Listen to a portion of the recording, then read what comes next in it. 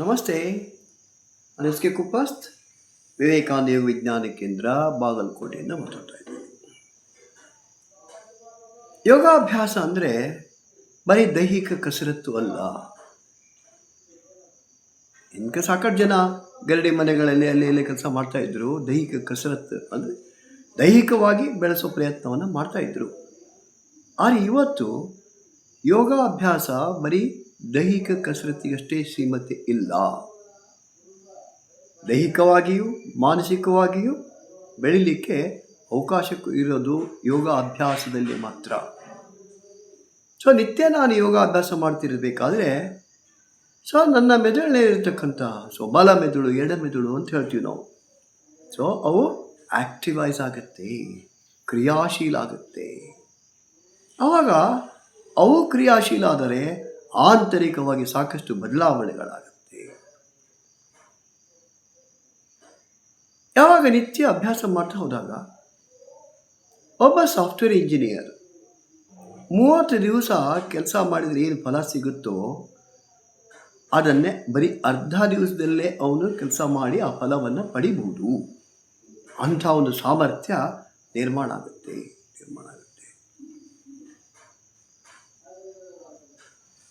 ಒಂದು ಉದಾಹರಣೆ ನಾವು ತಗೋಬೋದು. ಮನೆಯಲ್ಲಿ ಯಾವುದೋ ನಮ್ಮದು ಮನೆ ಕಾಂಪೌಂಡ್ ಇರ್ಬೋದು, ಯಾವುದೋ ಒಂದು ಹೂವಿನ ಗಿಡನೋ ಮತ್ತೊಂದು ಬೆಳೆಸ್ತಾ ಇದ್ದೀವಿ. ಅದನ್ನು ಅಬ್ಸರ್ವ್ ಮಾಡ್ತಾ ಬೆಳೀತಪ್ಪ ಸಾಕಷ್ಟು.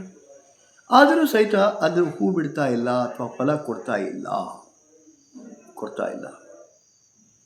ಕೆಲವು ಜನ ಫ್ರೆಂಡ್ಸ್ ಬಂದಾಗ ಏನದು ಎಲ್ಲ ದೊಡ್ಡ ಮರ ಇದೆ, ಅದೇನು ಹೂನು ಬಿಡಲ್ಲ, ಫಲನೂ ಕೊಡ್ತಾ ಇಲ್ಲ, ಅದನ್ನು ಕಟ್ ಮಾಡಿ ಒಕ್ಕೊಟ್ಬಿಡ್ಬೇಕು ಅಂತ ಅನಿಸುತ್ತೆ ಮನಸ್ಸಲ್ಲಿ. ಮೇಲಿಂದ ಮೇಲೆ ಅದನ್ನು ತೆಗೆದು ಹಾಕಿಬಿಡಬೇಕು, ಅದೇನು ಫಲ ಕೊಡ್ತಾ ಇಲ್ಲ ಅಂತ ಹೇಳಿ. ನಮ್ಮದೇ ಕಂಪೌಂಡ್ನಲ್ಲಿ ಸಹಿತ ಅದೇ ಥರ ಒಂದು ನಿಂಬೆ ಗಿಡ ಹಚ್ಚಿದ್ದೀವಿ ನಾವು. ಸಾಕಷ್ಟು ಎತ್ತರ ಬೆಳೆದಿತ್ತು.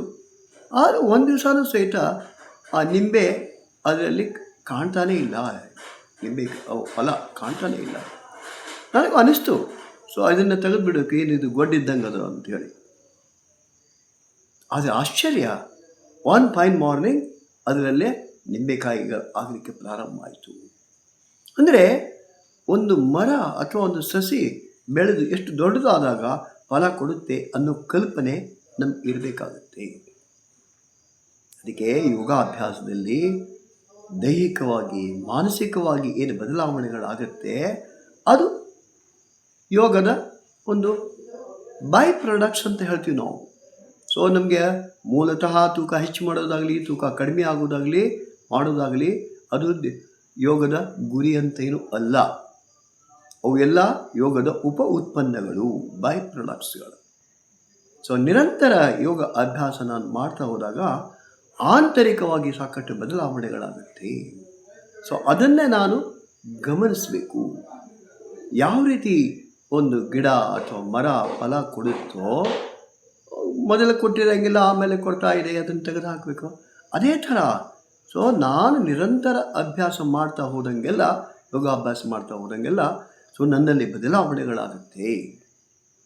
ಎಷ್ಟರ ಮಟ್ಟಿಗೆ ನಾನು ಎಲ್ಲೇ ಹೋಗಲಿ, ಏನೇ ಮಾಡಲಿ, ನನ್ನ ಒಂದು ವ್ಯಕ್ತಿತ್ವ ಎದ್ದು ಕಾಣಿಸುತ್ತೆ. ಆ ಗುಂಪಿನಲ್ಲಿ ಎದ್ದು ಕಾಣಿಸುತ್ತೆ. ಜನ ಅದನ್ನು ರೆಕಗ್ನೈಸ್ ಮಾಡ್ತಾರೆ. ಈ ವ್ಯಕ್ತಿ ಯೋಗಾಭ್ಯಾಸ ಮಾಡೋ ಕಾರಣಕ್ಕೆ ಇವನಲ್ಲಿ ಬದಲಾವಣೆಗಳಾಗಿದೆ. ಅದಕ್ಕೆ ನಿರಂತರ ಯೋಗಾಭ್ಯಾಸ. ಅದಕ್ಕೆ ತಾಳ್ಮೆ, ಸಹನೆ ಬೇಕು. ಆವಾಗ ನಮ್ಮ ಜೀವನದಲ್ಲಿ ಪರಿವರ್ತನೆ ತರಲಿಕ್ಕೆ ಸಾಧ್ಯ. ಬರೀ ಸ್ವತಃ ನನ್ನಲ್ಲಿ ಅಷ್ಟೇ ಅಲ್ಲ, ನನ್ನ ಕುಟುಂಬದಲ್ಲಿರ್ಬೋದು, ಪರಿಸರದಲ್ಲಿರ್ಬೋದು, ಆ ಬದಲಾವಣೆಯನ್ನು ತರೋದು ಅದು ಆಂತರಿಕವಾಗಿ ಶಕ್ತಿ ಬೆಳೆದಾಗ ಯೋಗಾಭ್ಯಾಸ, ನಿರಂತರ ಯೋಗ ಅಭ್ಯಾಸದ ಒಂದು ಪ್ರತಿಫಲ ಅದು. ವಿವೇಕಾನಂದ ಯೋಗ ವಿಜ್ಞಾನ ಕೇಂದ್ರ ನಿರಂತರ ಯೋಗ ವರ್ಗಗಳನ್ನು ನಡೆಸುತ್ತೆ. ಬೆಳಗ್ಗೆ 6ರಿಂದ 7, ಸಂಜೆ 6ರಿಂದ 7, ಬೋತ್ ಆಫ್ಲೈನ್ ಆ್ಯಂಡ್ ಆನ್ಲೈನ್.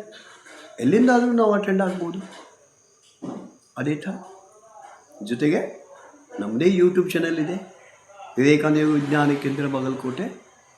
ಅದಕ್ಕೆ ನೀವು ಸಬ್ಸ್ಕ್ರೈಬ್ ಆಗಿರಿ, ಬೇರೆಯವರಿಗೂ ಸಹಿತ ಅದನ್ನು ಶೇರ್ ಮಾಡಿರಿ. ಧನ್ಯವಾದಗಳು.